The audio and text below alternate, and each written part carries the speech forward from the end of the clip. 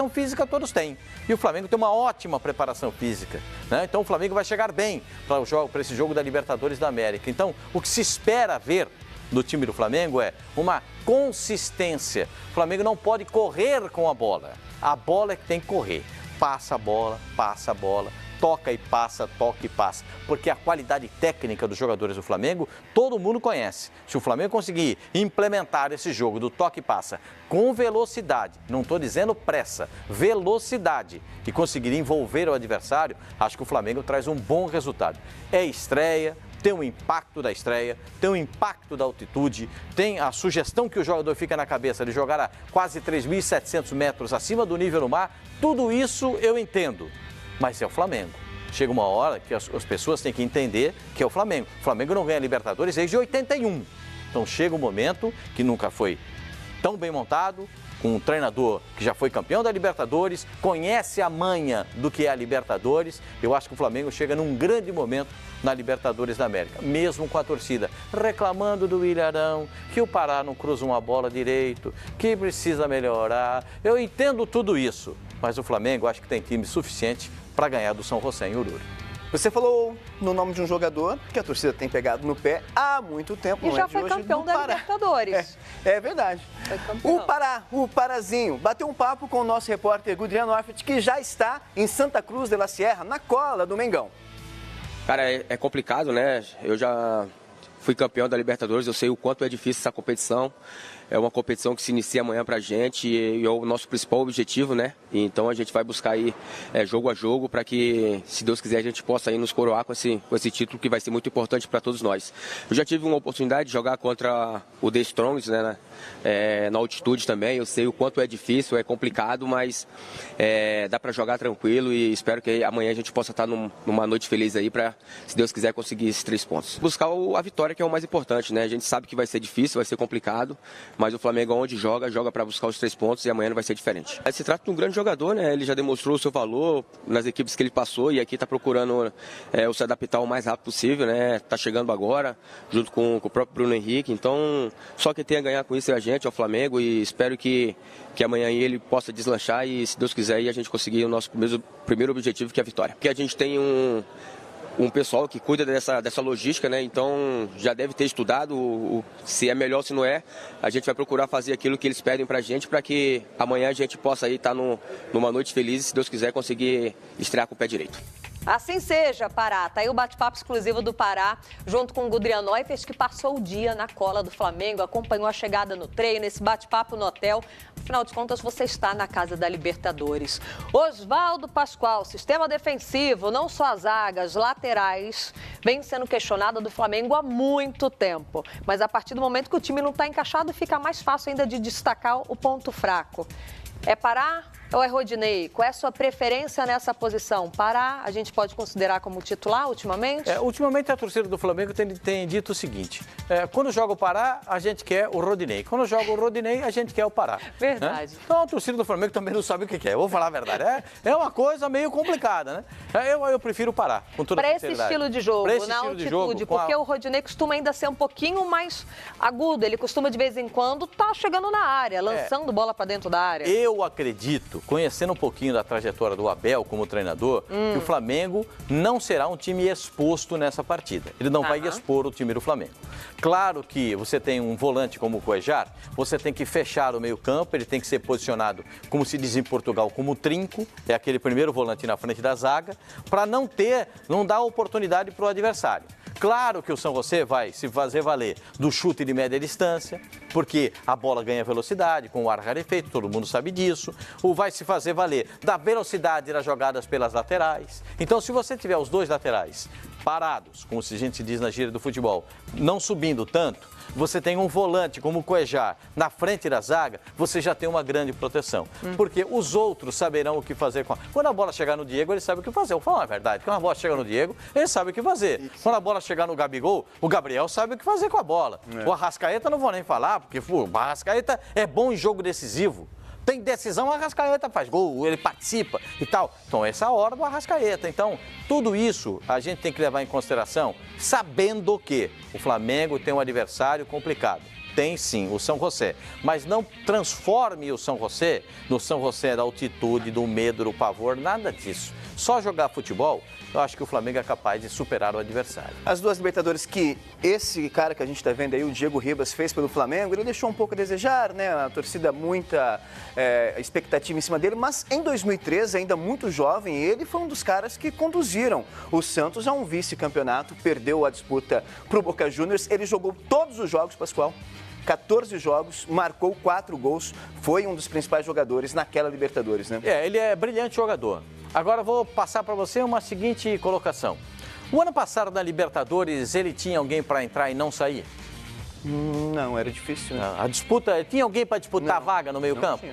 Não. O Everton tinha alguém para disputar a vaga no meio-campo? Não. Não tinha o Gabriel Barbosa, artilheiro do Campeonato Brasileiro? Tá vendo como é que muda de figura? Agora tem que se sacudir para jogar. Porque se o cara não tiver uma boa performance jogo a jogo, ele perde o lugar no time. E o que tanto a torcida do Flamengo reclamava, que muitas vezes a bola chegava no Diego e o contra-ataque acabava, ele deu uma segurada nisso, está controlando, até porque as sombras que chegam no Flamengo gostam de jogar com velocidade. Bom, a gente está falando muito sobre o time brasileiro, sobre o rubro-negro carioca, mas e o San José? Esse time, você está entendido? Conhece? Como é que ele chega para essa disputa contra o Flamengo? O Ricardo Lai conta um pouquinho sobre o perigo, sobre o que oferece o San José na partida de amanhã. Ele é brasileiro, do Rio de Janeiro, joga no San José e o time de coração dele é o Vasco da Gama. Mas Marcelo Gomes é fã de um jogador do Flamengo. O Diego, né, como joga na minha posição, vejo bastante a jogada que ele faz, os gols, né, e o movimento dele dentro de campo, isso um aprende também. Né? Marcelo foi um dos destaques do título do Campeonato Boliviano no ano passado. E esta é a segunda passagem dele no San José. E soma 49 gols pelo clube. Já são 14 anos jogando na Bolívia, mas até hoje ele sente os efeitos da altitude de 3.700 metros. Sente um pouquinho, mas depois do aquecimento já esquenta o corpo e a gente já não sente muito. Né? Só que o Marcelo perdeu espaço no time titular com a saída de Eduardo Viegas, que assumiu a seleção boliviana. O substituto, o argentino Néstor Clausen, foi contratado no fim de janeiro. Mas o treinador já vem sendo contestado, mesmo em pouco tempo. O time ocupa a 6ª colocação do campeonato e sofreu 22 gols em 10 jogos. O goleiro Carlos Lampe, que estava no elenco do Boca Juniors no ano passado, foi contratado em janeiro, mas jogou apenas 2 partidas e já sofreu 5 gols. Que é mais complicado para nós os arqueros, ¿no?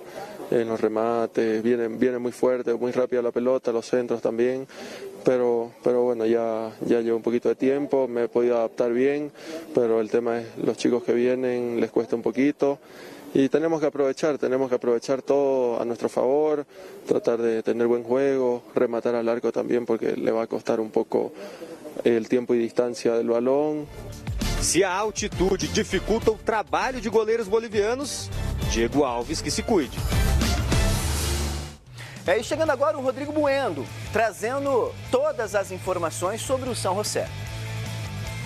O São José perdeu peças importantes em relação à temporada passada, quando ele ganhou o título nacional, ganhou Clausura e se classificou para a Libertadores. Perdeu primeiro seu treinador, Eduardo Viegas, fez um bom trabalho e acabou indo para a seleção boliviana. E aí ficou fora do time. Também o artilheiro, Reynoso, né, foi o goleador do time, perdeu também o São José essa força. Tem, por exemplo, na frente agora o Rodrigo Ramalho, jogador que atuou pelo Vitória, mas não tem o mesmo nível. Então, tomando como base 2018, as coisas boas do San José, as principais, se perderam. Técnico e artilheiro. Tem o Marcelo no meio campo também, é um brasileiro que fez a carreira na Bolívia, mas tecnicamente é um time limitado. Vai apostar, claro, muito das suas fichas nesse grupo, na altitude de Oruro. Contratou 10 jogadores, mas poucos de bom nível, apenas para recompor o elenco, as perdas que tiveram, notadamente as perdas importantes.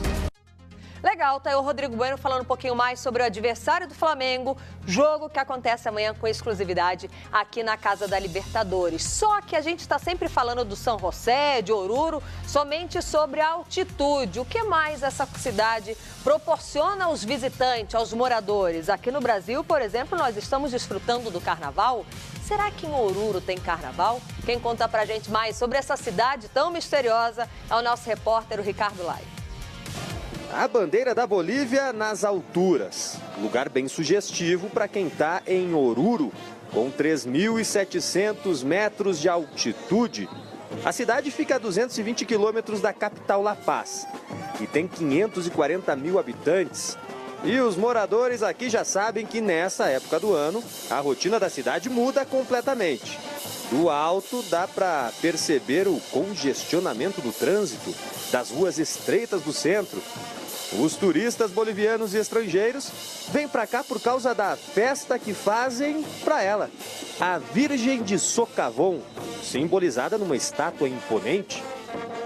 É o Carnaval de Oruro, cujas danças são em homenagem à Santa, uma folia pagã misturada ao sincretismo religioso e considerada patrimônio cultural pela Unesco. A Sapucaí de Oruro não é luxuosa, mas no quesito duração do desfile, supera e de longe o Rio de Janeiro. Os 52 grupos de dançarinos desfilam pelas ruas da cidade durante 20 horas. 20 horas e sem parar, meu amigo. Haja fôlego na altitude de 3.700 metros. Se liga só na batucada genuinamente boliviana. A banda tem instrumentos bem diferentes do nosso carnaval.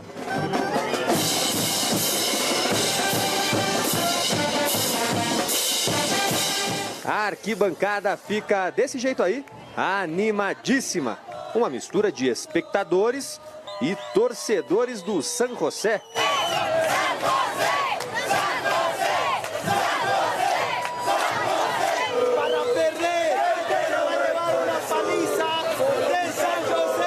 E a altitude?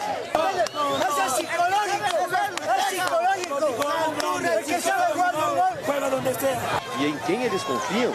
Saucedo, el caballo! Hasta entrado de platillero entrado! O goleador do San José desfilou no pré-carnaval, batendo os pratos, mas agora está concentradíssimo no jogo de terça. Tão focado quanto essa folha, querendo jogar espuma na gente? Assim tá a cidade de Oruro, e como o Rio de Janeiro é apaixonada por carnaval. E aqui também tem bondinho, estátua cristã no alto da montanha, desfile na avenida e que espera o Flamengo com um beijinho de boas-vindas. Mas olha, é um dos lugares mais extremos da América do Sul, sem sombra de dúvidas, do mundo. Oruro não é brincadeira, é logística do Flamengo, Oswaldo Pascoal, Santa Cruz La Sierra e Oruro somente no dia do jogo. Engraçado esse negócio de logística, o jogador comenta, fala, é interessante. Eu, nesses mais de 40 anos como jornalista esportivo, já tive muitas vezes na Bolívia, na altura, em Oruro, em La Paz, em outras cidades com altitude, e todos fizeram esse mesmo rito, né? Para em Santa Cruz, depois vai para a altitude. E todos, de uma forma geral, têm o seu sucesso. A seleção brasileira sempre fez isso, sempre. Eu, das vezes que fui com a seleção do Brasil, sempre para jogar em La Paz, a seleção brasileira, momentos antes da partida, 2 horas, 3 horas antes. O Flamengo fará uma passagem como o São Paulo fez. O São Paulo chegou 5 horas antes do jogo. Porque tem a obrigatoriedade de 6 horas. 6 horas. Aí você faz um lanche com 4 horas. O jogador faz sempre uma refeição 4 horas antes da partida. Né? Porque o jogador sente fome demais.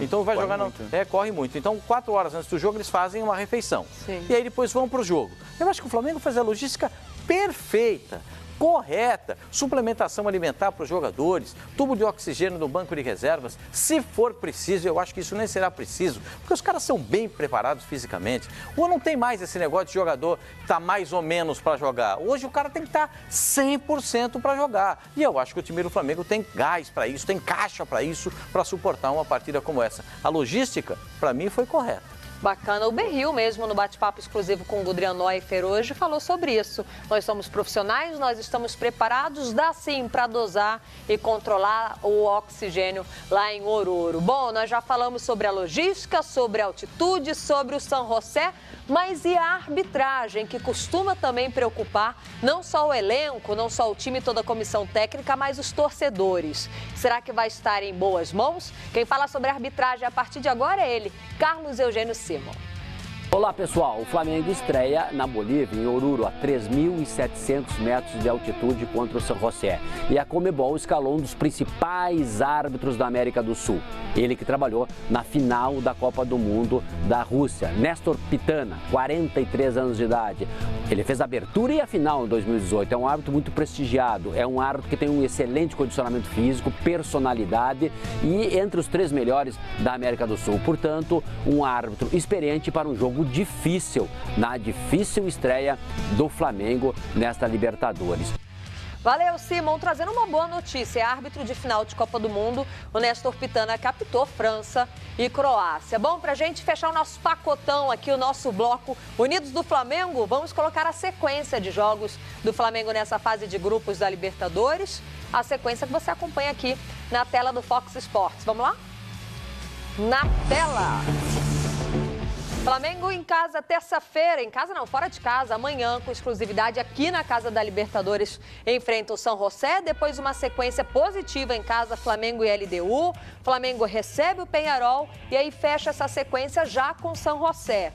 E aí tudo der certo, já garantido, né? Na matemática, joga fora contra a LDU, não pode deixar para garantir a vaga para a próxima fase contra o Peñarol, porque aí o retrospecto não é positivo, é traumático e aí haja psicológico. Bom, essa é a sequência do Flamengo em casa e fora de casa. Você que está aí curtindo a Casa da Libertadores, esse nosso especial, não sai daí não, porque a gente vai fazer um intervalo rapidinho e na volta vamos falar muito sobre Atlético Paranaense e Palmeiras. A gente volta já.